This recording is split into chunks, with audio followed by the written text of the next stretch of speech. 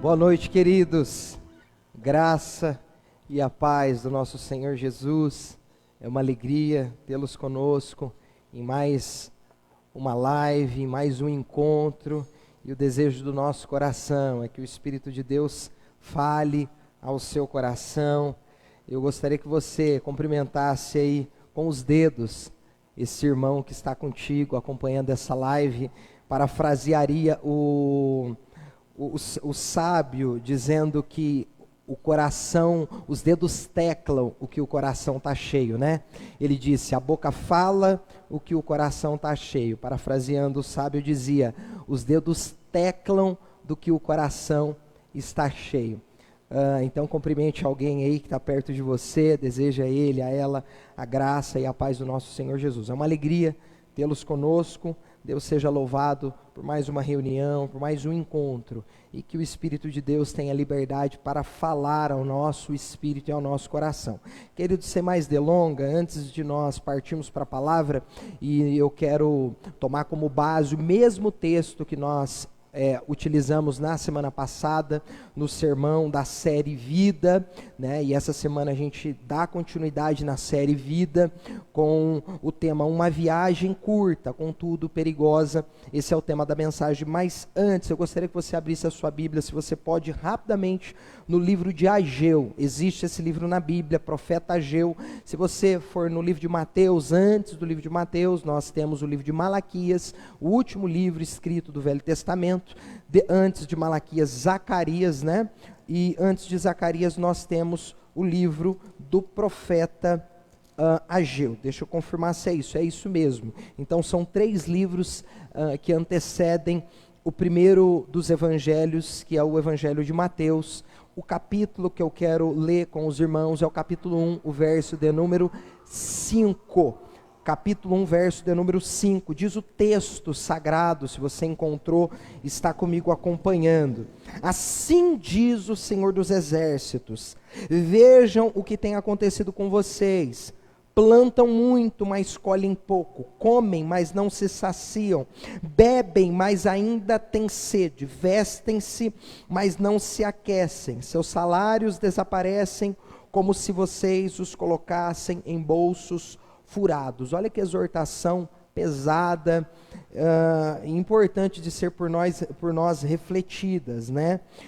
Assim diz o Senhor dos Exércitos, vejam o que tem acontecido com vocês. O verso é o 7. Agora subam as colinas, tragam madeira e reconstruam a minha casa.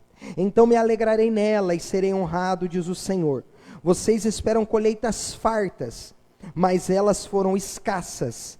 E quando o Senhor, o Rei de Israel, estará em seu meio, e você nunca mais temerá a calamidade. Queridos, esse texto é uma repreensão de Deus ao seu povo, que por um período, por um tempo, por conta da apostasia, esse povo havia se esquecido de Deus, e havia abandonado o compromisso com esse Deus.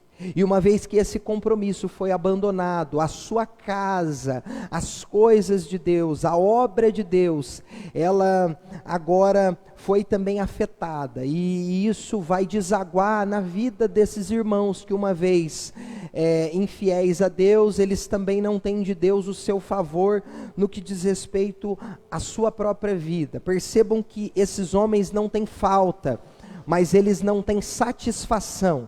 Eu vou falar de novo para você entender o que eu quero dizer com isso. Esses homens não têm falta, o próprio Deus vai dizer, vocês plantam. Perceba que o problema não era a falta, era onde eles estavam colocando aquilo que tinham. Eles estavam plantando não no solo que Deus havia pedido a eles. Eles não estavam colocando, eles não estavam depositando naquilo que era o desejo de Deus. Eles estavam plantando, mas não eram num solo da fidelidade. Eles estavam comendo, só que essa comida não satisfazia. Eles estavam bebendo, mas essa bebida não saciava a sede desses homens. Eles tinham, mas o que tinham não satisfazia. E o motivo pelo qual isso vai acontecer é porque Deus não estava presente. Perceba que no verso de número 9, ele vai dizer, o Senhor, o Rei de Israel, estará em seu meio, e você nunca mais temerá calamidade, eles viviam de escassez. E aqui era uma escassez no que diz respeito à satisfação. Eles não conseguiam se satisfazer com aquilo que eles tinham. Por quê? Porque todas as vezes que aquilo que eu tenho não passa na mão de Deus, aquilo não produz em mim satisfação. O que eu estou querendo dizer com tudo isso? Que se faz necessário o teu compromisso com o reino de Deus. E isso fala também de uma área da sua vida chamada financeira.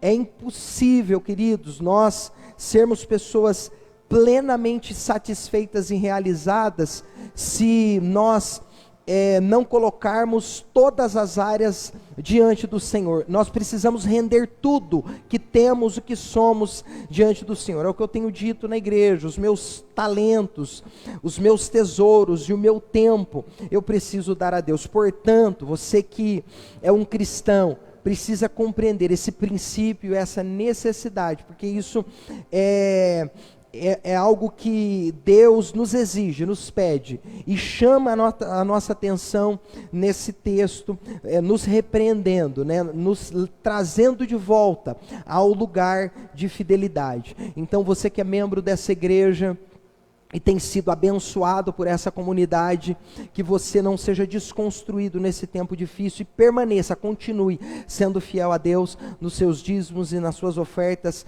Há múltiplas maneiras de você dizimar e ofertar, tá bom? O Pix, a transferência bancária ou até mesmo a entrega em mãos. Que você continue fazendo aquilo que você um dia fez e que isso não seja retirado da sua vida em detrimento de um tempo que você está vivendo, porque é a palavra de Deus. Nós precisamos permanecer fiéis a Ele. Amém, queridos? Vamos para a palavra. O texto é Atos, o capítulo é o 27. Nós paramos do verso de número 9. Eu não sei se você se lembra, mas nós lemos o verso de número 1 até o verso de número 8. E hoje eu pretendo fazer uso, me valer desses textos que começa a partir do verso de número 9 e vai até o verso de número 25. Eu uso todos esses textos para que eu ganhe contextos. Para nós agilizarmos, nós vamos fazer o seguinte: ao invés de nós lermos todos esses textos, nós iremos orar, e na medida em que nós formos caminhando na mensagem, na medida em que nós prosseguirmos, paulatinamente a gente vai prosseguindo com esses textos e fazendo as leituras, amém? O tema da mensagem de hoje: uma vida curta, contudo perigosa. Nós estamos na série Vida e eu quero orar. Se você pode, acompanhe comigo e ore também comigo. Senhor, nós queremos te louvar, te agradecer, engrandecer o teu nome. Clamamos ao teu Espírito que tu fales conosco essa noite, que seja um tempo poderoso, que seja um tempo de edificação. Consola, exorta, fortaleça-nos em tua presença, que a sua palavra encontre abrigo em nosso ser, remova todo o impedimento, tudo aquilo que se levanta contra a sua palavra, que tem como prerrogativo, objetivo, nos transformar de dentro para fora, ó Deus, produzir vida ao nosso coração. Senhor, de uma maneira sobrenatural, me leva a tocar na mente e no coração daqueles que estão nos ouvindo pelo teu Santo Espírito, que de maneira precisa e poderosa o Senhor fale aos nossos corações, que haja virtude, graça, sabedoria do alto, palavra de conhecimento, palavra de ciência e palavra de profecia. Fala conosco, fica conosco, é o que eu te peço, em nome de Jesus. Se você pode, diga amém. Uma viagem curta, contudo perigosa. E nós estamos no livro de Atos, capítulo 27, verso de número 29.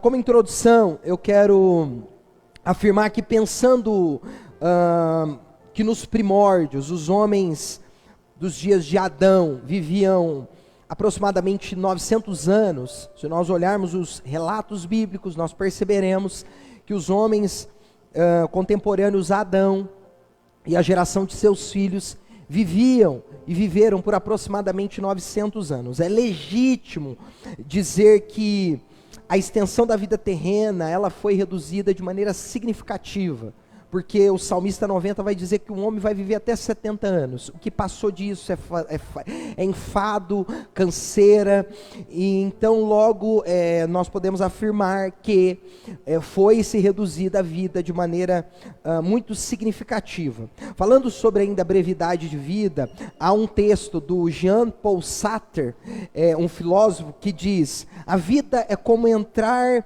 em uma peça de teatro que já começou e está em andamento. Você tenta entender a trama, não vai muito longe e talvez comece a ganhar alguma pista, e de repente você tem que sair de cena. E ele vai concluir dizendo: assim é a vida, que confusão. É um fato que nós estamos diante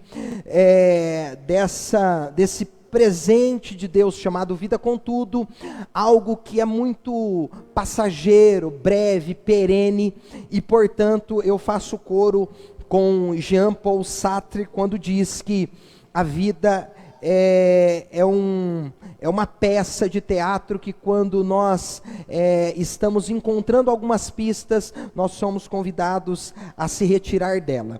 Apesar da vida ter sido reduzida em seus dias, ela não nos isentou de muitos perigos. Portanto, se faz necessário muitos cuidados com essa viagem, e esse é o desejo, essa é a proposta de Deus para a nossa reflexão dessa noite. E como base eu quero me valer do texto, do verso de número 9, ainda do capítulo 27, para que nós comecemos a fazer as nossas reflexões acerca do que o texto quer nos dizer e fazer as nossas aplicações práticas. Vá comigo no verso de número 9, do capítulo de número 27, ainda no livro de Atos, falando a respeito da vida, uma viagem curta, contudo perigosa. Diz o texto assim, verso de número 9 do capítulo ainda 27, havíamos perdido muito tempo, as condições climáticas estavam se tornando perigosas para a navegação, pois se aproximava o fim do outono, e Paulo tratou dessa questão com os oficiais do navio. Queridos, o maior perigo da viagem é quando nela nada aprendemos.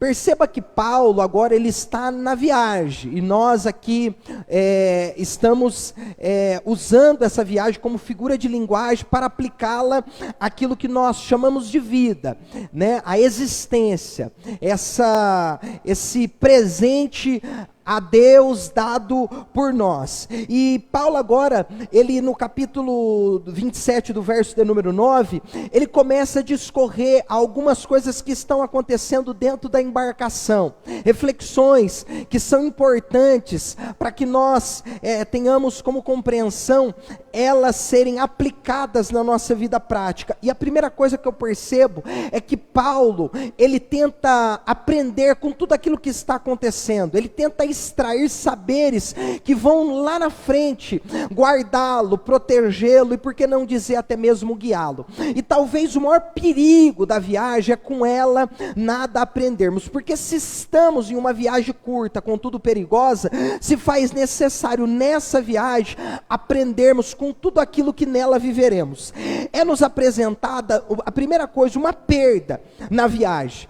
Perceba que Paulo vai dizer no verso de número 9, está aí na sua Bíblia: havíamos perdido muito tempo, e existirão momentos em que perder fará parte do processo. Paulo agora vai constatar essa verdade que eles estavam vivendo no curso daquela viagem. Ele percebe que eles estavam perdendo alguma coisa, e nós precisamos aprender que em muitos momentos perder fará parte dos processos, e que perder também, dependendo da ótica, o prisma no qual se olha, pode significar até ganhar.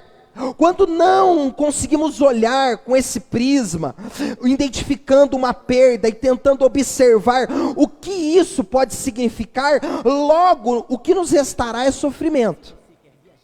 O que nos restará é angústia, é dor. Portanto, é preciso desenvolver, escute isso, a capacidade de encontrar, até mesmo nas perdas, nas derrotas, possíveis e preciosas vitórias, pois elas serão parte dos trajetos. O que eu consigo identificar aqui é Paulo entendendo que talvez aquilo que ele chamava de perda poderia ser um meio para que eles ganhassem. Ganhasse o que no caso dessa viagem?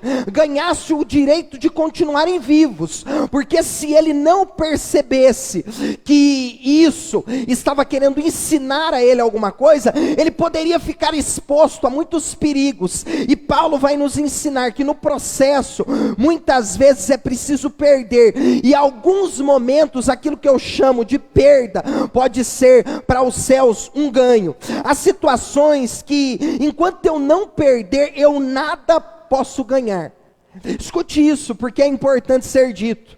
Há processos nos quais eu estou envolvido, há situações nas quais eu irei passar, que se eu nada perder, eu nada posso ganhar. Queridos, isso fala do Evangelho, porque quando o Senhor Jesus nos chama, nos resgata, nos arranca das mãos de Satanás, Ele nos chama para viver uma vida abnegada. Ele diz que aquele que quer vir após Ele precisa negar-se a si mesmo, e a autonegação, a abnegação fala de coisas que no caminho eu preciso deixar para trás, coisas que eu posso considerar perda, mas em Cristo é ganho, é lucro. É o que Paulo disse: eu considero escória tudo aquilo que um dia eu fui, eu considero perda, porque aquilo que Deus me ofereceu em Cristo Jesus é muito mais precioso do que aquilo que um dia eu considerava valoroso. Eu vou falar de novo para alguém pegar: aquilo que eu consegui em Jesus é muito mais precioso do que aquilo que outrora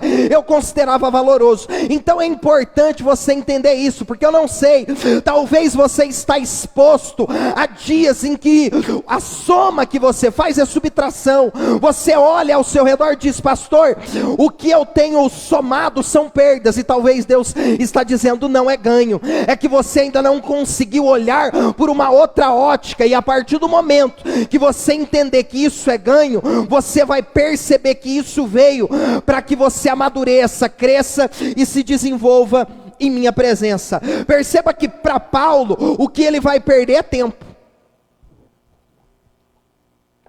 Veja o texto, ainda do capítulo, ainda do versículo de número 9. Havíamos perdido muito tempo. Para Paulo, o que é perdido aqui é tempo. Agora, para o dono do navio, talvez o que estava sendo perdido era dinheiro, porque aquele homem era um homem de negócios, ele era um empreendedor, ele era um empresário. Eu não sei se ele havia locado aquele navio. O que eu posso afirmar, segundo o que o texto nos dá inferência, é que aquele navio recebeu algum recurso para conduzir aquelas 276 pessoas até Roma, que é onde Paulo iria chegar, segundo o que o Espírito havia dito ao seu coração. Agora percebam, Paulo está na embarcação. Paulo olha e diz: o que eu estou perdendo aqui é tempo.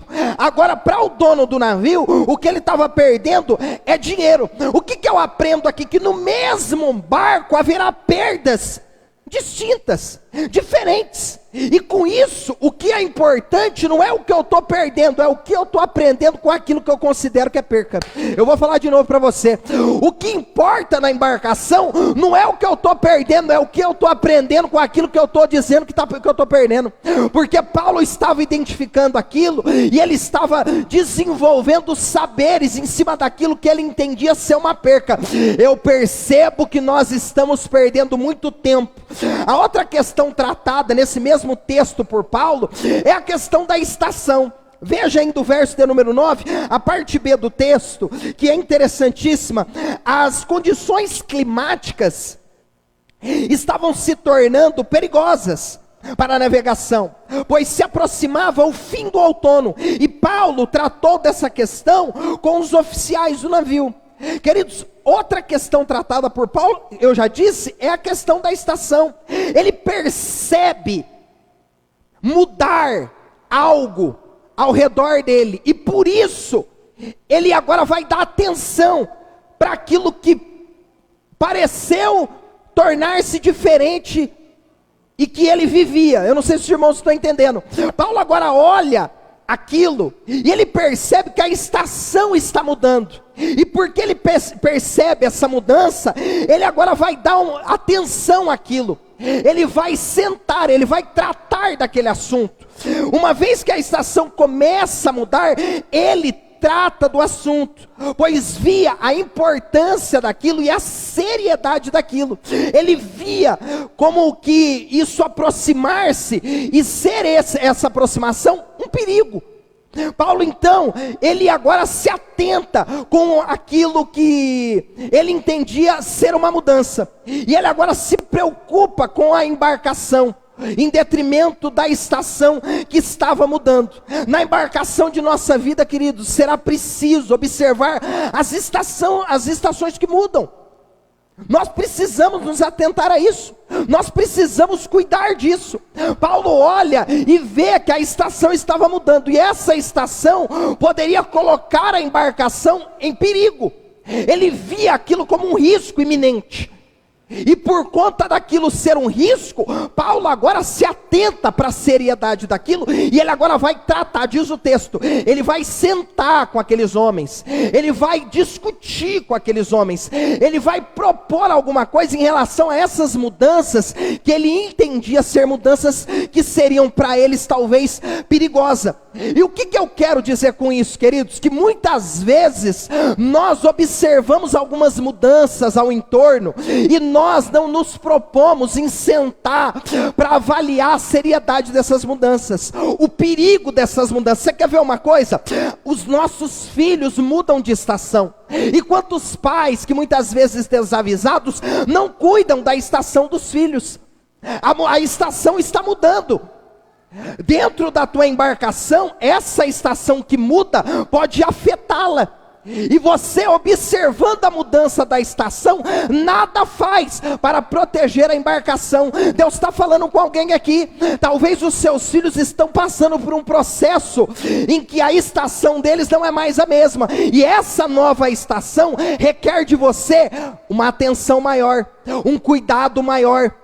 Você vai precisar tratar desse assunto. Talvez a tua menininha, a filhinha do coração, tinha 12 anos ontem, hoje ela está com 15, entrou na puberdade. Essa menina já começou a ter desejos sexuais. Você vai precisar sentar com ela, tratar de assuntos que até então não eram necessários, mas porque a estação mudou, agora você precisa assumir a sua responsabilidade e tratar desse assunto, para que a sua embarcação não corra o risco em detrimento da estação que está mudando. Você quer uma outra coisa? A estação do casamento.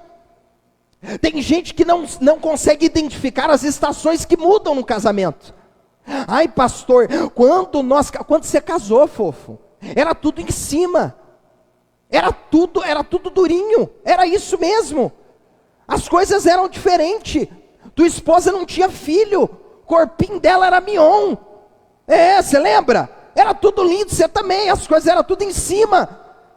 Aí faz 20 anos que está casado, quer viver a lua de mel do primeiro mês. Esquece, meu amigo. Você vai precisar entender e lidar de maneira séria, responsável, com a nova estação do casamento. Ai, pastor, porque era 3 vezes por semana, agora olhe lá no mês. Seja bem-vindo, filho. Com 4 filhos, dificilmente você vai ter a mesma produtividade que outrora você tinha. Quem está me entendendo? Você vai precisar, Paulo, tratar essa nova estação que está chegando, porque ela pode ser perigosa, porque ela, uma vez não tratada, ela pode prejudicá-lo no curso da tua viagem. Aí lá na frente você não sabe os motivos pelos quais o teu casamento acabou. Aí o motivo pelo qual isso aconteceu foi que no início daquela nova estação você não sentou para tratar aqueles assuntos que eram imprescindíveis para manutenir a viagem da tua relação. Você quer uma outra coisa? A estação das finanças. Ai, pastor, eu estou numa crise, porque antigamente, fofo, hoje é Axe. Hoje não dá mais para você comprar Boticário. Hoje não dá mais para comprar a Natura. Não, pastor, porque ó, eu tinha 8 cremes. Era um creme para o rosto, era um creme para a mão, porque mulher, você sabe como que é, né, varão? Era um creme para a mão. Tem gente que fala, pastor, eu estou doido para casar. Faz uma análise da tua finança, vê se você tem condição de bancar essa mulher, tá bom? Não, pastor, eu dou conta na cama. Eu quero ver se você dá conta na carteira. Eu quero ver se você dá conta na carteira. Eu quero ver se você é homem para pagar as contas de casa. Porque para fazer sexo, ela arruma na rua, viu? Eu tô falando com alguém aqui, você tem que assumir a bronca, rapaz. Aí ela fala assim, ó, ai pastor, era o creme pra mão, era o creme pro cabelo, porque mulher tem creme, né? Meu Deus do céu, Jeová tem que descer a unção do bálsamo de Gileade pra gente pegar essa matéria-prima e fazer um monte de creme. Aí ela fala, pastor, eu tô numa crise, porque agora é um creme pro corpo inteiro. Fofa, mudou a estação da finança. A coisa apertou, os filhos cresceram, hoje você precisa pagar uma escola, o plano de saúde, hoje a gasolina está quase o preço da picanha, então não tem como, você vai precisar se adaptar com esse tempo em que você está vivendo, é uma estação nova que está chegando, você vai precisar saber lidar com isso de maneira sabida. Poxa, antigamente eu fazia churrasco todo final de semana, hoje, meu amigo, você vai fazer a cada 6 meses e vai ser aquela linguiça cabo de rei, churrasco de cabo de rei, com pão e molinho de alho.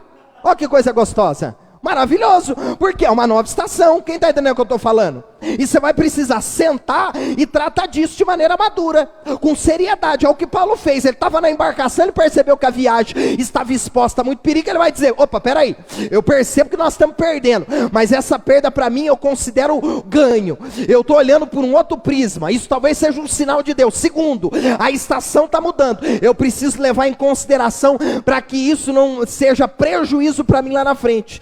É preciso perceber se há mudanças que podem ser perigosas e falar delas, preocupar-se com elas. Deus está falando com alguém aqui. As estações que você vive hoje não são as mesmas que um dia você viveu, e não adianta fugir, não adianta correr. Eu não quero tocar no assunto. Não adianta você fugir do problema, porque problema abandonado não é problema resolvido. Eu vou falar para alguém pegar e dar glória. Problema abandonado não é problema resolvido. Encara isso. Seja maduro, seja sabido, senta, é difícil, mas vale a pena, é difícil, mas dá resultado, conversa, dialoga, desenrola, para conquistar. Era um converseiro, e levava na praça, e levava no churros, e levava no açaí, e levava no shopping, e levava não sei aonde, e levava no motel, né, safado? Aí levava para todo lugar, aí conquistou, não conversa mais, tá mudinho, filho, tá? Essa estação pode arruinar a tua vida. Aleluia. Vida. Uma viagem curta, contudo perigosa. Você quer uma outra coisa que nós aprendemos no verso número 10? Observar e calcular os perigos da viagem é protocolo de segurança. É o que eu estou falando aqui. Paulo vai tratar desses assuntos preocupado com a viagem. É curta, mas é perigosa. É nesses 70 anos no meio de toda a eternidade que você pode jogar tudo fora e colocar tudo a perder. Quanta gente que viveu 40 anos e colocou em xeque a eternidade. Quem está entendendo o que eu estou falando aqui? Que nós aprendemos no verso 10, observar e calcular os perigos da viagem é protocolo de segurança. Para não ficar nas minhas palavras, veja o texto. Disse ele vai falar, ele vai conversar, ele vai sentar, ele vai tratar. Senhores, se prosseguirmos, vejo que teremos problemas adiante. Haverá grande prejuízo para o navio e para a carga, e perigo para a nossa vida. A observação leva Paulo a uma constatação quanto à sua navegação. Eu vou falar de novo. A observação leva Paulo a uma constatação quanto à sua navegação. Paulo começa a observar, ele percebe o quê? Estou perdendo tempo. Ele percebe o quê? Nós estamos correndo perigo. As estações estão mudando, os tempos são diferentes nessa viagem. Eu preciso ligar a minha antena, eu preciso me conectar àquilo que está em volta de mim. E porque ele agora constata isso, observa isso, ele agora vai criar um protocolo de segurança para essa viagem, dizendo aos homens: senhores, eu vejo que se nós prosseguirmos, nós colocaremos em perigo o barco, a carga e as nossas vidas. Ele enxerga, porque observa, que prosseguir naquelas condições seriam por demais perigoso e arriscado, e certamente eles sofreriam, podendo sofrer perdas e danos irreparáveis. Quanta gente que você conhece, que está caminhando, só que está caminhando de maneira perigosa, estão desconsiderando os perigos do curso, do caminho, da navegação, estão colocando em xeque, estão expondo a vida, a família, a existência, a perdas que podem se tornar irreparáveis, porque é o que Paulo diz: olha, se nós prosseguirmos desse jeito aqui, nós vamos colocar em xeque o navio, a carga do navio e até a nossa vida. Deus está falando com alguém aqui. Se você prosseguir desse jeito, se você continuar andando como que você está andando, vivendo como você está vivendo, você vai colocar em xeque a tua vida, a tua família, os sonhos de Deus para a tua história. Aleluia. Queridos, Paulo se levanta no navio, e Paulo fala, Paulo agora anuncia os perigos pelos quais esses homens estavam expostos. Paulo aqui, queridos, representa a voz do Espírito de Deus, que por vezes nos avisa dos perigos que estão à frente, e quantas vezes nós o ignoramos. Se tem alguém que você ignora, é o Espírito Santo. Muita gente te chama, você responde. Quando o Espírito Santo fala, você o ignora. Eu vou falar de novo. Muita gente te chama e você responde. Quando o Espírito Santo fala, você ignora, porque muitas vezes ele contrapõe aquilo que eu quero. Paulo se levanta falando para aqueles homens: se cuidem, eu estou preocupado, se nós prosseguirmos nós vamos perder tudo, nós corremos um risco de vida. Querido, quantas vezes o Espírito de Deus fala ao nosso coração, usa pessoas. Quantas vezes na palavra Deus fala conosco e nós o ignoramos. E tem situações que, se Deus não parar o homem, ele vai colidir lá na frente. Tem situações que Deus quer inclusive nos parar, para que nós não trombemos à frente. Veja o verso de número 11 ainda do capítulo 27. Vida, uma viagem curta, contudo perigosa. Disse ele, verso de número 11, mas o oficial, olha isso, irmãos, veja esse texto, que é atual. Mas o oficial encarregado dos prisioneiros deu mais ouvidos ao capitão e ao proprietário do navio do que a Paulo. Paulo era inspiração divina. Paulo era a boca de Deus no navio. Paulo tipifica, representa o Espírito Santo que quer nos conduzir por caminhos seguros, por estradas pavimentadas. Deus quer tirar você dessa estrada emburacada, desse lamaçal que você está andando e não sai do lugar. Mas por vezes nós o ignoramos, já disse isso, e o verso de número 11 deixa claro isso para nós. O perigo da viagem, querido, é quando depositamos a confiança fora de Deus, e é o que o comandante faz. Ele não dá ouvidos a Paulo, ele não observa aquilo que Paulo havia observado e havia identificado nos perigos que estavam em torno daqueles homens, porque quem mostrou isso para Paulo não foi homem, foi Deus.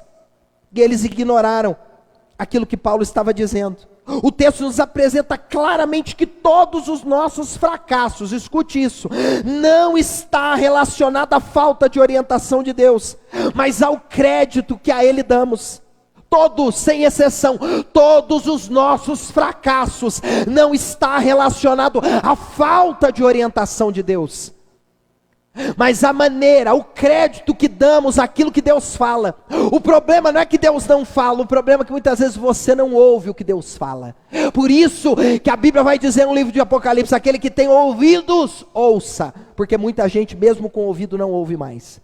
São incircuncisos de coração, obstinados, teimosos, usando a teologia da periferia, cabeçudo. É mais ou menos assim, ó. O doutor disse, o psicólogo disse, o coach disse, o professor disse, o profeta disse, a irmãzinha disse, o pastor disse, e não aquilo que Deus disse. Quantas vezes nós fazemos isso? Nós depositamos o crédito em pessoas ao invés de primeiro depositar o crédito em Deus. Acreditamos nas pessoas antes de acreditarmos em Deus. O que as pessoas dizem é só confirmação daquilo que Deus já me falou. Eu vou falar de novo para você pegar.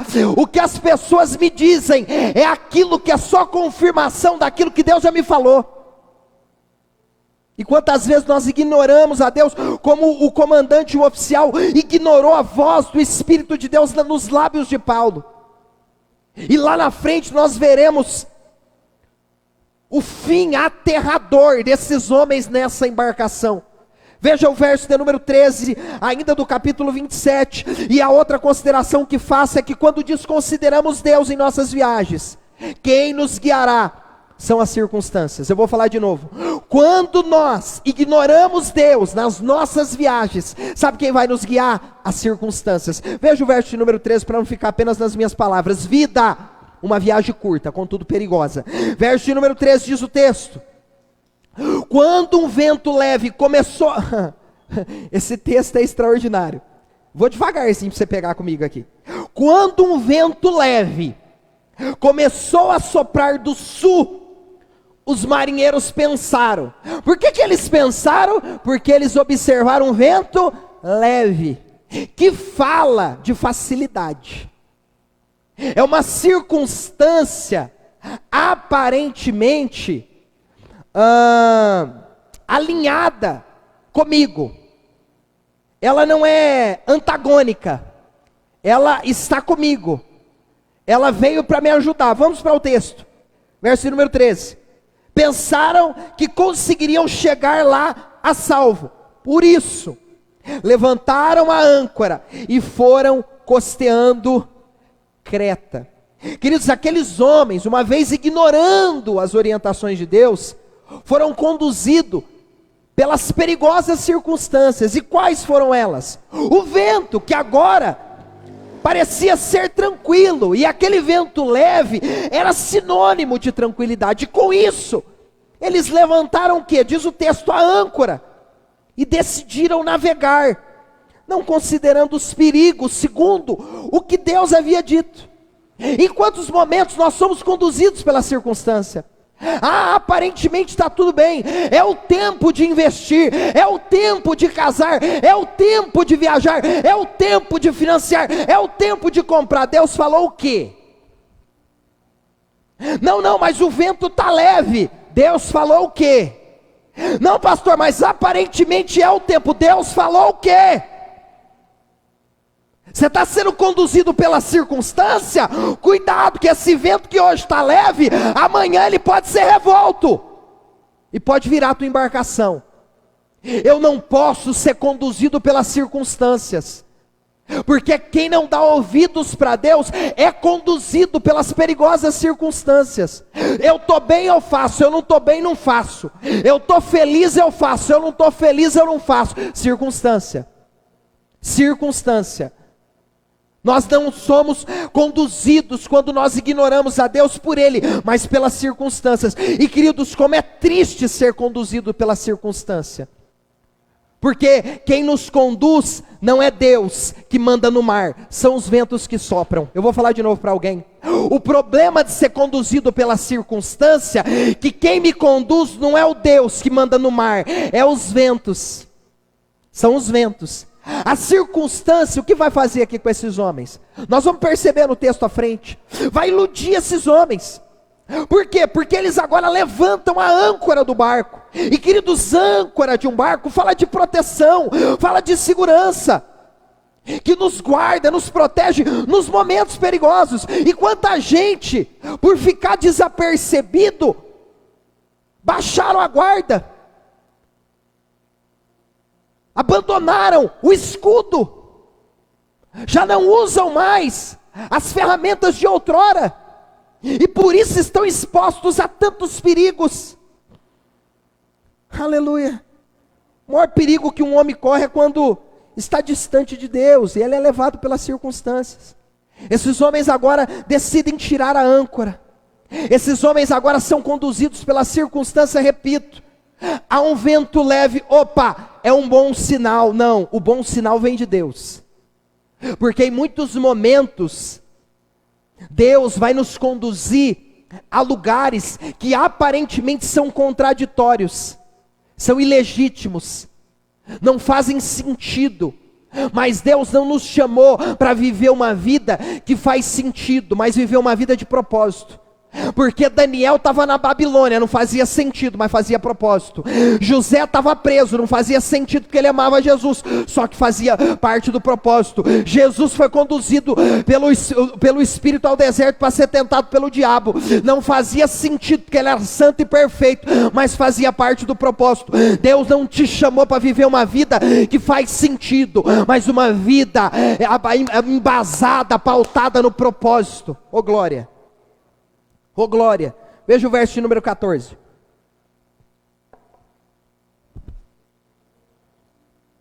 Verso de número 14.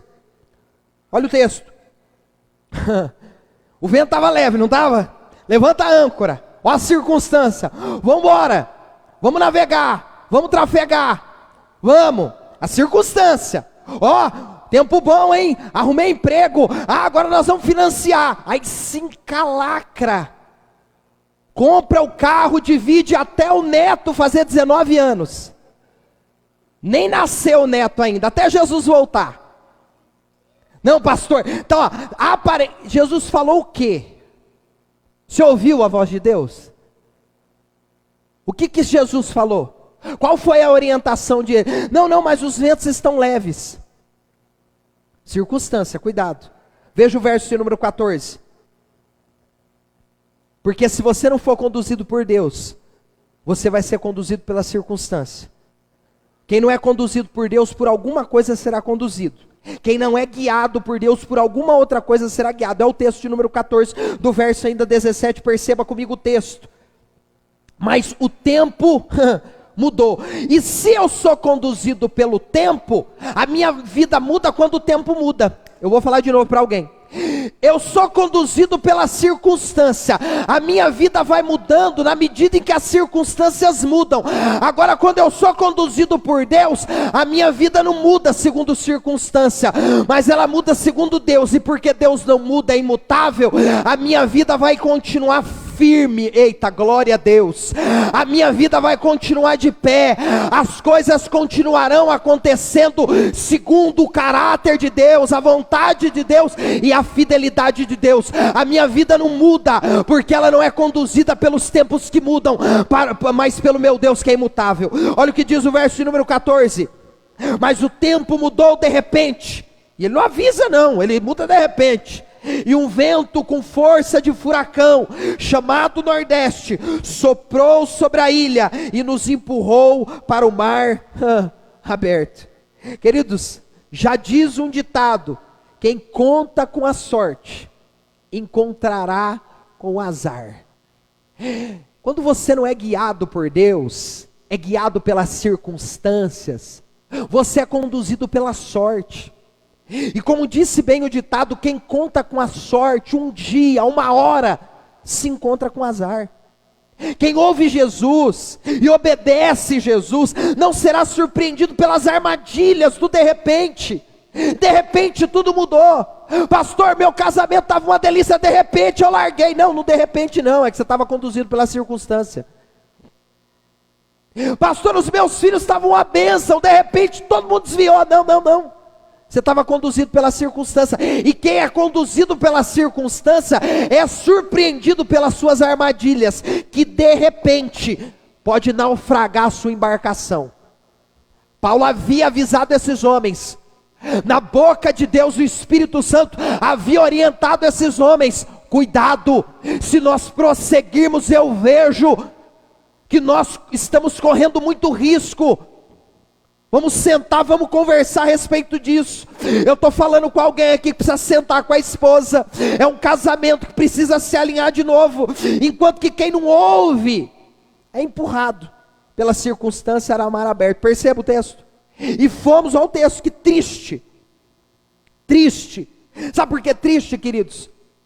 Porque esses homens tiveram a oportunidade de ouvir a Deus, de obedecer a Deus. E porque desobedeceram a Deus, agora nós estamos diante do texto do verso 14, que relata, que apresenta esses homens em mar aberto, sem rumo, perdidos, sem direção. Quanta gente que você hoje conhece e vê, que está sem rumo, perdido, sem direção, não sabe o que faz, perdeu a alegria, o prazer de viver. Mas um dia, na misericórdia, Deus falou, Deus usou pessoas, Deus instruiu, mas eles decidiram ignorar a Deus, confiando em alguma coisa que não fosse Ele. E quando nós confiamos em algo que não é Deus, nós estamos nos apoiando em areia. Em areia. Enquanto que quem não ouve é empurrado pelas circunstâncias a mar aberto, sem rumo e sem segurança. É o verso de número 14. Eu estou ainda no verso de número 14, a parte B. Soprou sobre a ilha e nos empurrou para mar aberto. Veja o verso de número 15. Verso de número 15. Como os marinheiros não conseguiram manobrar o navio. Porque tem momentos que nós temos a impressão de que nós temos controle. Eu disse isso no domingo passado. Tem momentos que nós temos a impressão de que tudo está no controle e no comando. Você fala: não, pastor, aqui quem comanda sou eu. A direção está na minha mão, é até o vento soprar. Está tudo tranquilo até o vento soprar. Está tudo bem até o vento soprar. Sabe por que está bom? Porque o vento é leve.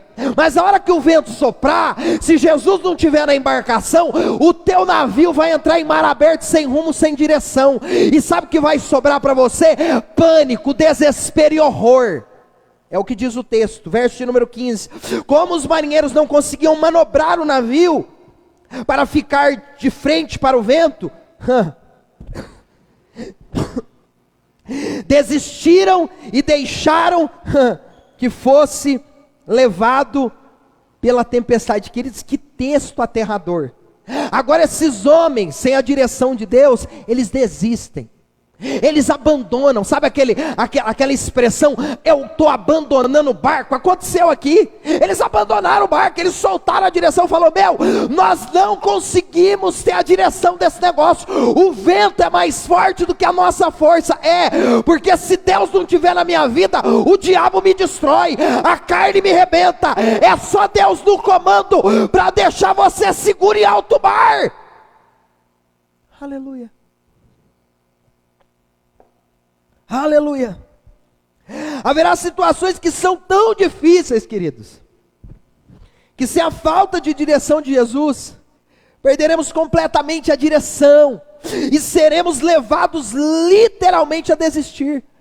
Há momentos que nós viveremos, que serão tão difíceis e desafiadores, perturbadores, que se Jesus não for a direção da nossa vida, nós vamos perder a alegria dela, e consequentemente desistir de viver. É o que diz o texto. E aí, sabe o que acontece?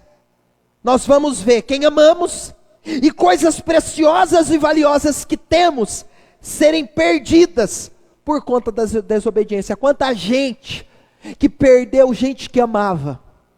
Quanta gente que perdeu coisas preciosas e valiosas que tinham, porque no curso, na viagem, decidiram apoiar-se na força do braço, decidiram ignorar as orientações de Deus, achando que poderiam manobrar o barco da vida, sem que Jesus fosse a direção.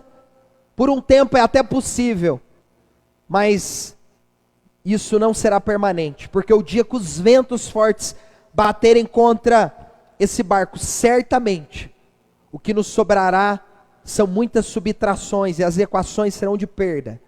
Veja o verso de número 16, 17, 18 e 19, e eu estou indo para o final. Navegamos pelo lado menos exposto de uma pequena ilha chamada Cauda, onde, com muito custo, conseguimos içar para bordo o barco salva-vidas que viajava rebocado. Observa esses textos. Então os marinheiros amarraram todas as cordas em volta do casco do navio para reforçá-lo. Você está observando aqui um desespero? Tentativas de toda sorte, usando os recursos que tinham na embarcação, é amarra, é salva-vida. Vamos lá. Temiam ser arrastados pelos bancos de areia de Sirte, diante do litoral africano. Por isso, baixaram a âncora flutuante para desacelerarem o navio e deixaram que fosse levado pelo vento. No dia seguinte, como ventos com força de vendaval continuaram a castigar o navio, a tripulação começou a lançar a carga ao mar. Olha isso. No terceiro dia, removeram até mesmo parte do equipamento do navio e jogaram fora. Você está observando que o que não faltou nessa viagem foram boas tentativas? Não faltou, mas faltou o princípio da obediência. E o que adianta você tentar sem obedecer? Jesus, o próprio Deus vai falar na boca de Samuel: a Saul, é melhor obedecer, Saul. É melhor obedecer, Saul. É mais sabido obedecer, Saul. Não adianta você empenhar, aplicar, imprimir esforços em um ambiente de desobediência, será inútil. E é exatamente isso que o texto está me ensinando, que na viagem o que mais importa para a minha segurança é a obediência a Deus. Eles tentaram não se expor aos ventos, está no texto de verso de número 16. Eles obtiveram uma segunda opção de navegação. Perceba que eles agora içam o barco salva-vidas a bordo.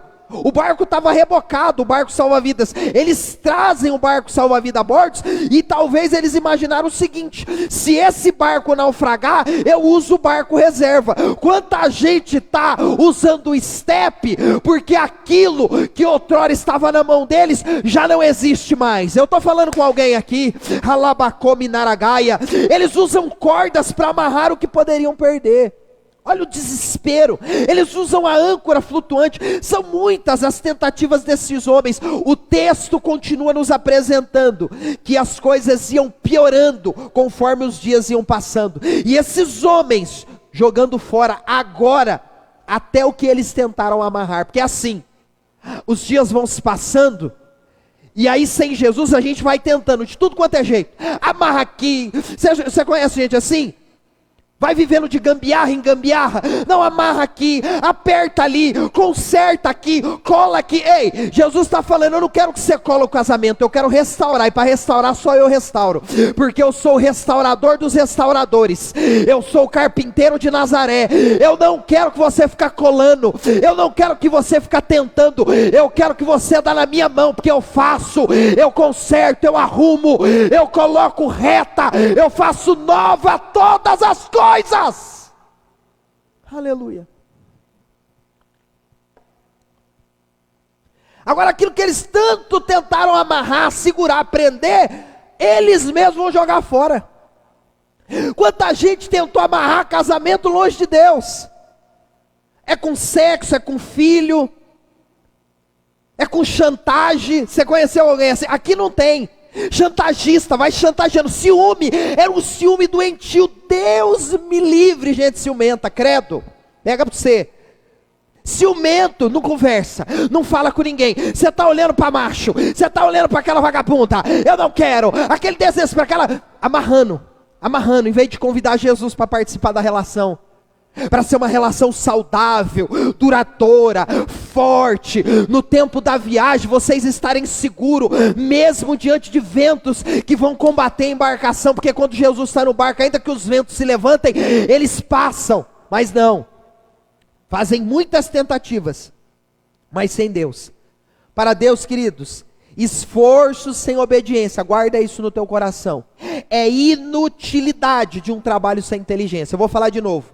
Para Deus, esforço sem obediência é a inutilidade de um trabalho sem inteligência. Eu te provo em Salmo 127, capítulo de número 2. Olha o que diz o texto. Inútil, Salmo 127, 2. Inútil vos será levantar de madrugada. Esses homens estavam dia e noite tentando proteger, guardar o navio de um possível naufrágio. Mas porque Deus não estava no negócio, eles não conseguiram. Lá na frente nós veremos isso.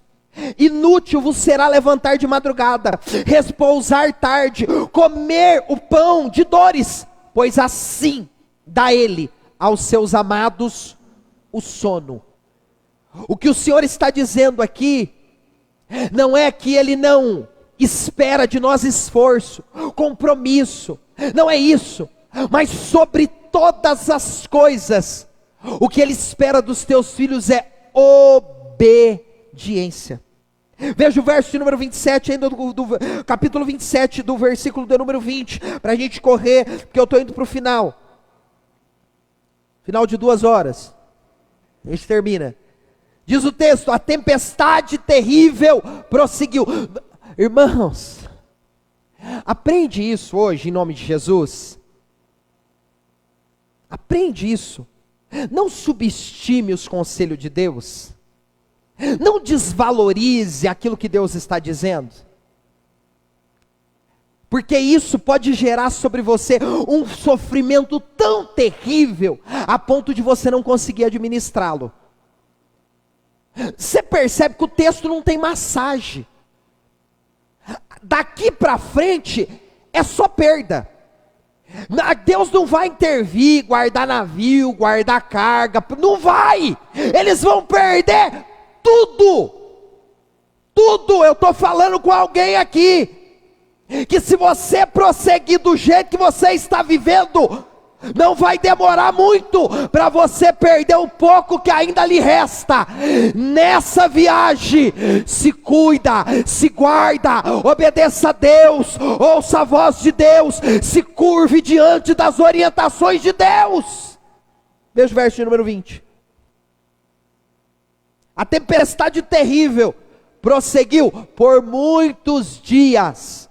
Já disse, quem conta com a sorte, uma hora se encontra com o azar. Eles se encontraram, escondendo o sol e as estrelas, até que perdemos todas as esperanças. Uau! A esperança é perdida quando na viagem nós não a ancoramos em Deus. Esses homens já não ancoram mais a viagem deles em Deus. E âncora fala de proteção, de segurança. Eles já não consideravam Deus a âncora da viagem. Eles estavam apoiados nas circunstâncias, nas ferramentas que tinham. Tem situações que tornam-se tão conflitantes, queridos, e duradouras, que é possível ver a luz em meio à escuridão. É possível não ver a luz mais em meio à escuridão. E as últimas gotas de esperança se esvair. É o que esses homens disseram. Prosseguiram-se por dias aquela situação na qual eles estavam vivendo. E eles vão dizer, nós perdemos a esperança. É importante entender e aplicar isso no nosso coração. Que é preciso que nossa esperança seja colocada em Deus, por meio de nossa obediência. E quando essa for a nossa âncora, nossa embarcação jamais naufragará. Veja o verso de número 6, do capítulo 6, do livro de Hebreus, versículo de número 19 e 20. Livro de Hebreus, capítulo 6, versículo 19 a 20, eu falo sobre a âncora que precisa ser Deus, porque ela é a nossa proteção e a nossa esperança.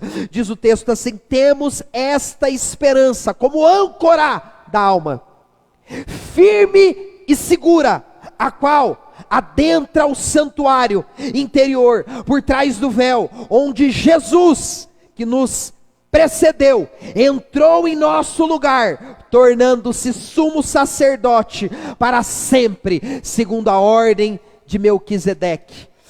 O autor de Hebreus estava dizendo: a minha segurança, a âncora da minha alma, é a obra da redenção, está na pessoa de Cristo, o meu Senhor. Verso de número 21, para a gente correr. Fazia tempo que ninguém comia, por fim, Paulo reuniu a tribulação e disse: os senhores, meu Deus. Talvez o mais aterrador na caminhada é o Senhor nos encontrar depois de um período e usar pessoas para dizer para nós: sabe onde você está? Não era para você estar, mas está em detrimento da desobediência que você teve no momento em que eu falei contigo. É o que Paulo estava dizendo para esses homens. Deus não deixou escapar a oportunidade de lembrá-los que aonde eles estavam era a colheita daquilo que eles fizeram, quando Deus havia dito a eles que eles não poderiam prosseguir, e eles continuaram prosseguindo daquela maneira, sem atentar-se para aquilo que Deus havia dito a eles na boca de Paulo, o apóstolo. Veja o verso de número 21. Fazia tempo que ninguém comia. Uau! Por fim, Paulo reuniu a tribulação e disse: senhores, deveriam ter me dado ouvidos no princípio, não ter deixado bom portos, teriam evitado todo este prejuízo e esta perda. É da vontade de Deus. Profeta do caos. Não é não, tem coisa que não é não. Alguém disse: ah, meu pai se converteu com 70 anos. Ah, é o tempo de Deus. Você acha mesmo que Deus queria que o seu pai ficasse chapando coco até 70 anos, usando droga e traindo tua mãe? Você acha mesmo que é vontade de Deus isso? Isso não é vontade de Deus não. Isso é desobediência do coração incircunciso do teu pai. Porque se não fosse isso, ele teria se convertido na juventude, teria dado muito fruto a Deus. Por isso que naquele grande dia, todos nós, diante do tribunal de Cristo, prestaremos conta de tudo aquilo que fizemos no corpo. Porque a vida não pertence a nós, ela nos foi confiada, para que nós nela glorificássemos aquele que a vida nos deu. Por isso que a vida é curta, uma viagem curta, contudo perigosa. Queridos, as consequências da desobediência podem ser devastadoras na viagem, é o que lemos aqui. As situações eram tão aterradoras que esses homens não conseguiam comer. Você já passou por situações que até a fome lhe foi roubada? É o texto, aqui está no texto, verso de número 21, tão atual, né? Tão pertinente para os nossos dias. Fazia tempo que ninguém comia. Como come? Como tem apetite? Como tem prazer? Como tem vontade? Não tem. Mas por que não tem? Por causa da desobediência. Porque Deus insistiu, Deus falou e quis viver de qualquer jeito. Viva, mas pague as consequências. Esteja sabido de que serão difíceis os seus dias, nos momentos em que os ventos e as estações mudarem. Eles não conseguiram comer, queridos. A preocupação, o medo lhes tirou o apetite. Isso aqui aponta para uma afetação na psique. É aqueles momentos que nós percebemos que uma tristeza incomum começa a habitar o nosso coração. É aquilo que os especialistas vão chamar de um início de uma depressão. A ponta de um problema psíquico. Antes de Deus resolver, perceba a esperança. A eles, o Senhor lembrou que eles estavam passando, e o que estavam passando era fruto da desobediência deles. O Senhor agora vai falar novamente com aqueles homens. E eu creio que Deus está falando com alguém aqui de novo. Deus está se reencontrando com você de novo. Na calavaracia. Deus está se reencontrando com alguém aqui de novo, para dizer: lembra os dias em que eu falei contigo? Lembra os dias em que eu instruí você e que você ignorou a minha voz, que você virou as costas para a minha orientação? Eu estou voltando de novo a falar com você por amor, por misericórdia, por bondade, dizendo para você: filho, tudo que você está experimentando é fruto da tua desobediência. Antes de eu restaurar-lhe a esperança, eu preciso lembrar que você precisa se apoiar nas minhas palavras e obedecer às minhas orientações, para que esse novo tempo que em mim você vai viver, não viva como outrora você viveu. Deus estava restaurando a esperança desses homens, mas antes Deus precisou falar com esses homens. Veja o verso de número 22 do capítulo 27 ainda. Mas tenham bom ânimo, ó glória.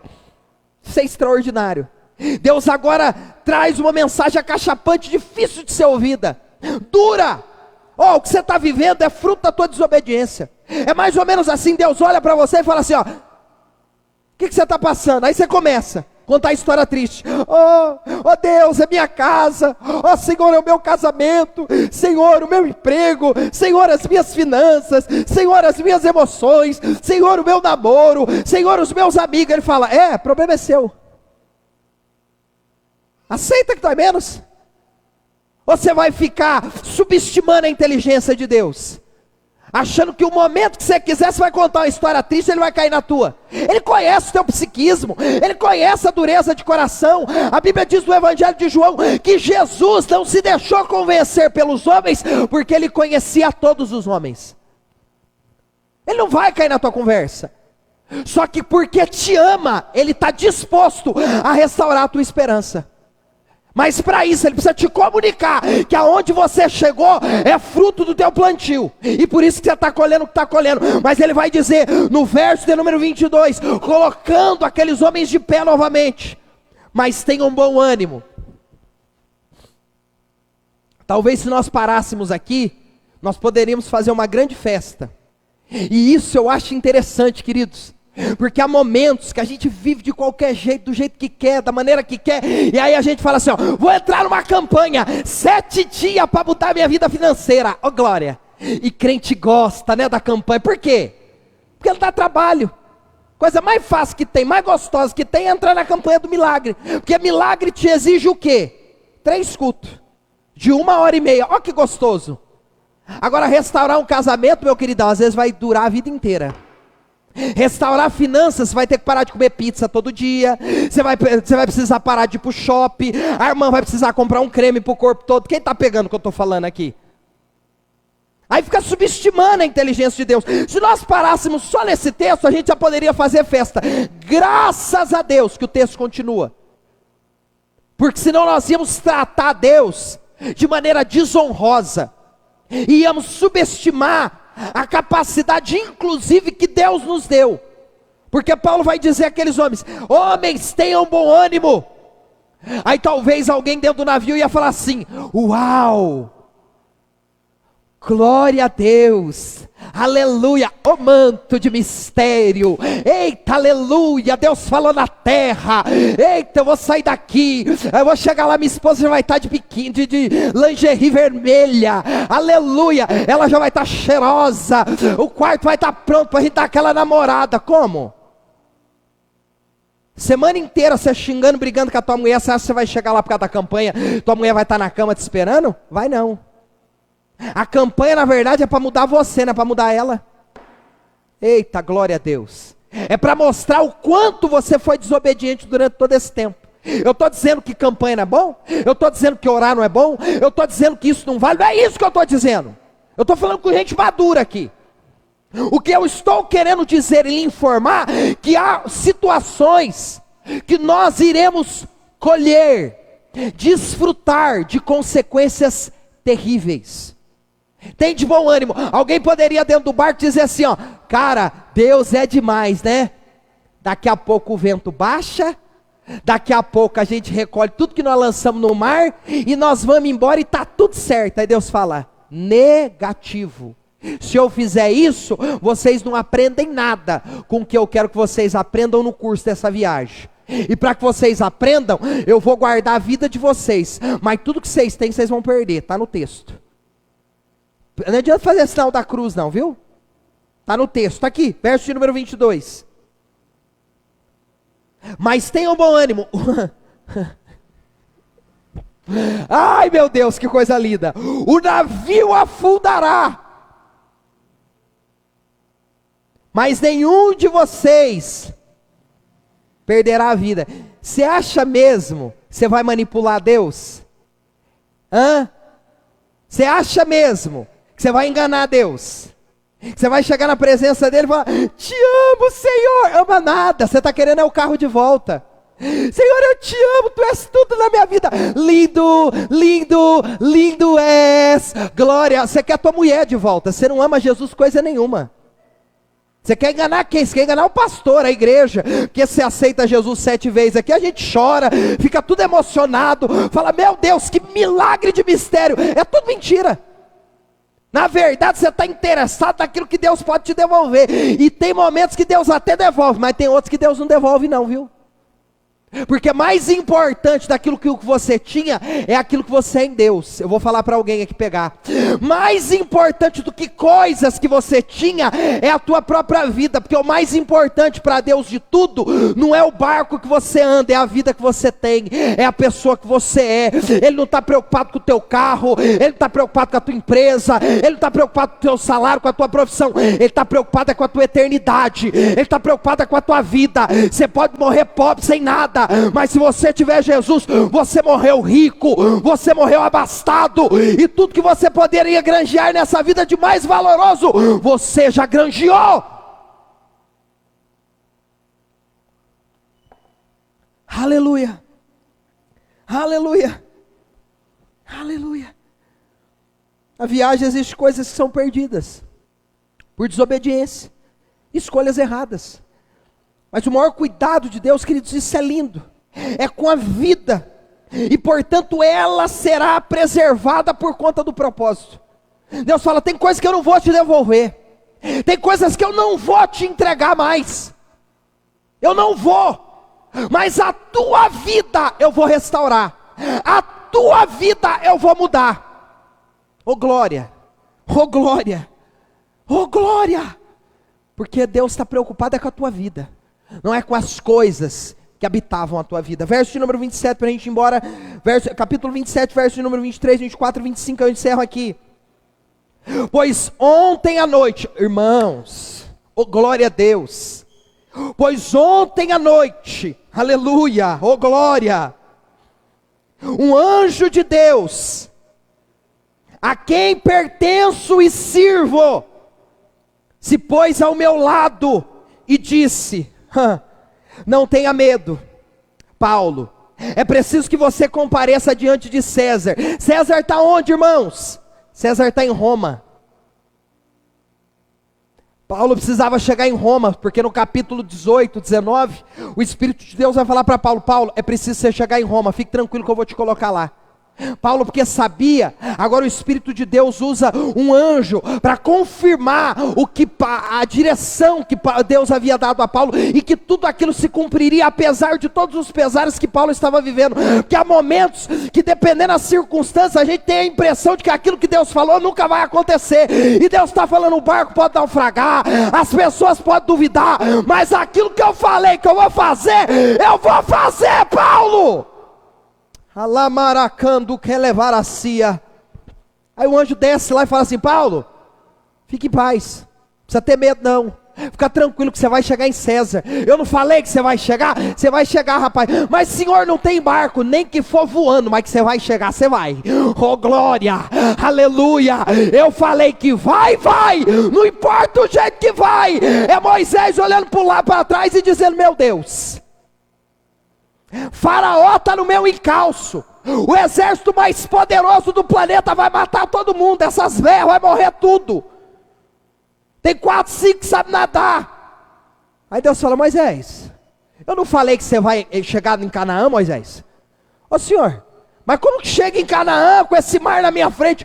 Ô Moisés, nem que for para você atravessar isso a nado, nem que eu der a unção me fala aí o nadador lá, não, aquele que ganhou 8 medalhas, 12 medalhas de ouro lá, como que chama? O Michael, nem que for para você ganhar a unção do Michael Phelps, mas que você vai rachar esse mar, você vai, Moisés. Eu falei que vai. Não é a circunstância que vai te parar, Paulo. Aí Paulo agora recebe de Deus esse encorajamento, essa força, irmãos. E Deus em sua bondade concedeu proteção. Olha isso, irmãos, escuta isso que eu encerro aqui. É preciso que você compareça diante de César, ponto. E Deus, veja esse texto, em sua bondade, eu estou no capítulo 24, concedeu proteção a todos que navegavam com você. Portanto, tudo ocorrerá exatamente como ele disse. Irmãos, eu não sei se você percebe isso, mas agora Paulo, em meio aos horrores da viagem, vai demonstrar paz e confiança, e ele vai dizer os motivos. O Senhor, o Deus a quem eu pertenço, falou comigo. E o texto deixa claro que por causa de Paulo, todas as vidas foram conservadas. Sabe o que Deus está dizendo? Por causa da missão de Paulo, eu vou salvar a vida de todos aqueles homens. Você lembra de alguém? Você lembra de alguém? Você lembra de alguém? Jesus. Paulo tipifica nessa embarcação o Cristo. Deus estava dizendo do céu: Paulo, por causa da tua missão, eu estou guardando todo mundo e estou salvando todos eles que estão confiando naquilo que você está falando. Eita, glória a Deus. Assim como Deus enviou Jesus à terra, e por causa da missão do poderoso, da missão do Cordeiro de Deus, da missão do Cristo, todas as vidas do mundo podem ser salvas, uma vez que elas obedecerem e respeitarem as suas orientações. Aleluia, aleluia. Paulo estava dizendo: eu estou em paz, em meio a esses horrores, porque eu estou em Deus. Eu estou assegurado naquilo que Deus falou comigo. Eu estou seguro naquilo que de Deus eu ouvi. E porque Deus eu ouvi, eu estou tranquilo, em paz e seguro. E porque eu estou dentro dessa embarcação e com Deus, até aqueles que são desobedientes a eles serão preservados por causa da minha missão. Porque Deus decidiu, através de Jesus, salvar aqueles que eram desobedientes por causa da missão do Cristo. Que o Espírito de Deus nos ensine, nessa vida, nessa curta viagem, perigosa, a administrar, a conduzir, a gerir com sabedoria, a fim de que o Cristo seja glorificado em todas as coisas. Eu quero orar por você, eu quero abençoar a tua vida. Se você puder, feche os teus olhos. Talvez isso que eu disse faça sentido para você.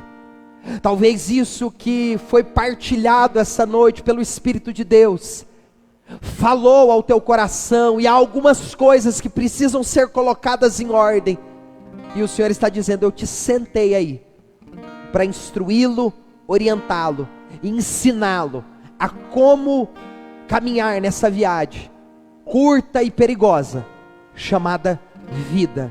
Senhor, eu quero te louvar, te agradecer pela tua paz, pela alegria que a nós o Senhor tem confiado, pela proteção e segurança que em ti encontramos.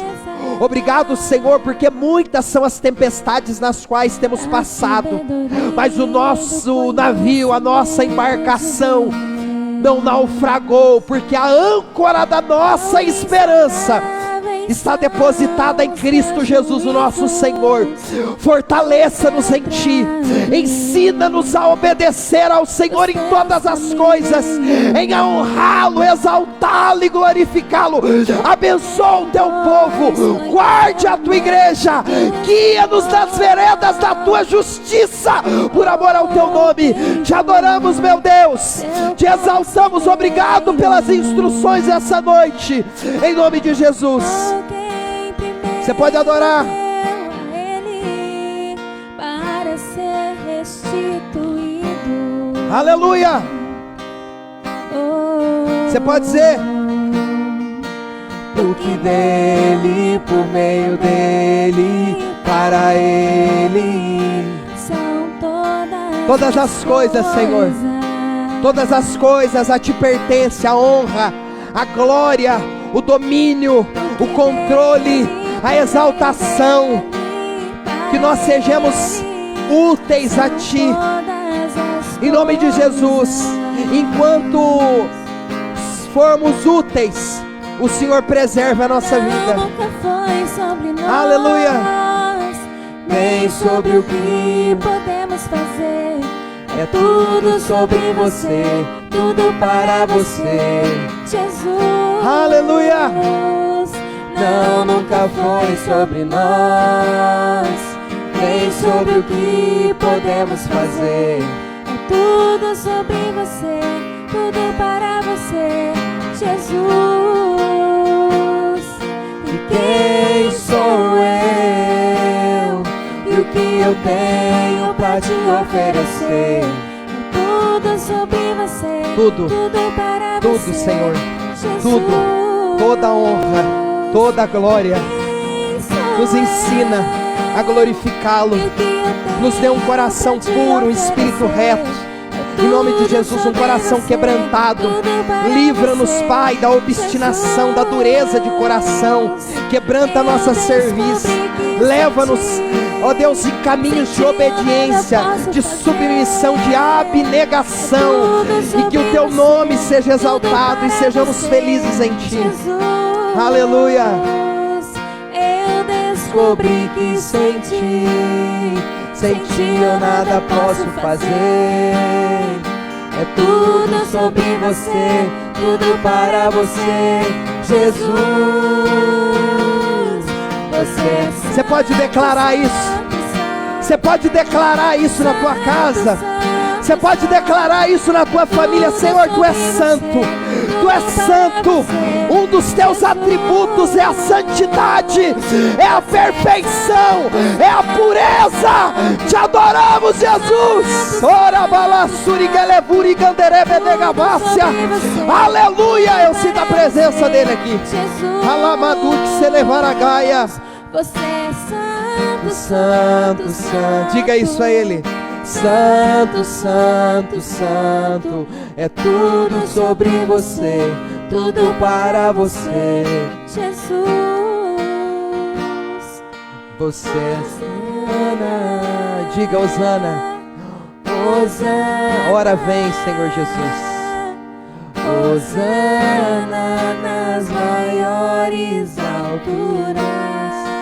Oh Senhor, nós desejamos a Tua presença, Príncipe de Deus, Príncipe da paz. Alabaracote sitimanto calabaracia. Aleluias, aleluias. Aquele que virá, virá e não tardará. Aleluia, aleluia, aleluia, queridos. Que Deus te abençoe. Eu quero cumprimentar alguns irmãos que estão conosco essa noite. Luiz Fernando, Deus abençoe, meu irmão. Hoje o painel decidiu montar toda uma infraestrutura. Vocês não têm ideia a capacidade desse homem, gente. Eu tô com uma televisão na minha frente, tá uma loucura hoje aqui. Eu quero cumprimentar alguns irmãos que estão conosco essa noite. Cris, um beijo no teu coração, minha irmã. Deus te abençoe. Letícia, a Cassiana, Cássia, um beijo. Sandra, muito bom estar com vocês, viu? Estive no sábado visitando a casa da Sandra, do irmão Juninho, irmão da Adriele. Foi um tempo muito precioso. Fabi, um beijo. Minha linda, saudade Nani, Deus abençoe. Rê, Beijo no teu coração. Juliano Freitas, o irmão que eu amo esse cara. Ju, Deus abençoe você nas suas viagens. Queridos, para quem não sabe, a Tassi está morando com a mãe dela. Ela voltou por um tempo lá na cidade de... Eu esqueço sempre o nome da cidade. Ela está com a mãe agora por um período no Mato Grosso. O Juliano está trabalhando numa empresa de Maringá, no Paraná, e portanto, ela ia ficar muito sozinha aqui. Ela decidiu passar um tempo com a mãe dela, até o Ju colocar as coisas em ordem. Um beijo no teu coração, Ju. Eliane Marzuca sempre está conosco também. Rosângela, um beijo, Rô, Deus abençoe. A Vânia, o Sandro, amados, queridos irmãos, um beijo no coração de vocês, viu? Espere em Deus que essa palavra tenha falado ao coração de cada um. Nivaldo, um beijo a Vera, Deus abençoe. Yara Oliveira, Yara, Deus abençoe. Vera, que bom vê-la conosco na live, viu? É uma alegria tê-la conosco. Tem mais alguém aí? Dá um oi a Elias, profeta, Deus abençoe. Gledson, grande abraço, meu irmão. Tenho orado por você, pela tua casa, viu? Saiba que você é um irmão muito precioso. Queridos, um beijo no coração de vocês, uma semana abençoada, até a quarta-feira, se assim Deus nos permitir. Se cuida, viu? Nós estamos assim, eu acredito que entrando num período em que esses casos, né, as infecções, elas vão diminuir, e em breve nós estaremos novamente juntos. Há muitas novidades que nós gostaríamos de partilhar agora com os irmãos, mas não é o tempo, tá? Em que a nossa igreja está. Um beijo, minha linda, amo você, saudade, e que nós iremos viver como igreja. Eu quero muito que todos vocês participem disso e nós juntos escrevamos história. Kelly Barbosa, ô Bruno, Deus abençoe. Roseli, Deus abençoe. Brunão, dá um beijo na Aninha, e o Edilson, a Maria, um beijo para vocês, meus irmãos. Renatão, graça e paz, um beijo no teu coração. Gente, Deus abençoe. Até quarta-feira, se Deus quiser. Levante as mãos aos céus, que o Senhor abençoe e te guarde, que Ele levante o rosto sobre ti, lhe conceda a paz, o grande amor de Deus Pai, a graça do nosso Senhor Jesus, a comunhão e as consolações do Espírito Santo estejam sobre a sua vida, hoje, para todo sempre. Se você pode, diga amém. Se essa palavra abençoou você, por favor, vai lá, compartilha com o maior número de pessoas que você deseja, talvez, que sejam, por essa palavra, por essa mensagem, serem abençoados. Um beijo, saudade de